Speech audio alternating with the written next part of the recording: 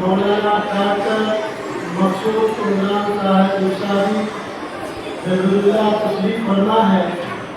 हजरत जो है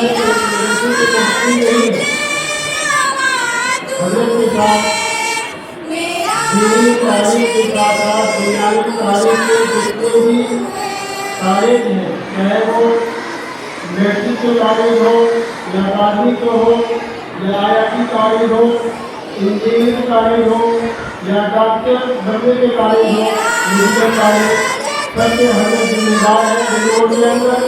वैसे बेंगलोर ही पूरे कर्नाटक में तकरीबन जो मेरे जिले के अंदर है 500 से ज़्यादा इदारों के हजरत सरपरस्त हैं और हजारों मसाजिद के हजरत जिम्मेदार हैं और हजरत अपना कीमती वक्त निकाल कर ऐसे मौके पर हमारे जामिया इस्लामिया में तशरीफ लाए हैं कि वहाँ अक्सर का वक्त है और हजरत का वहाँ रहना निहायत ही ज़रूरी है।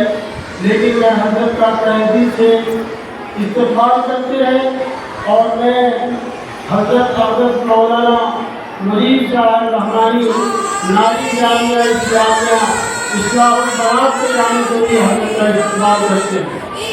बस मैं हजरत के नाम को यह करूँ कि हमारे गाजी मोहतरम की आगाही जो है मदरसे के साथ साथ बीरपुर से लेकर और कुर्सेला तक यानी तकरीबन 300 किलोमीटर का ये एरिया है।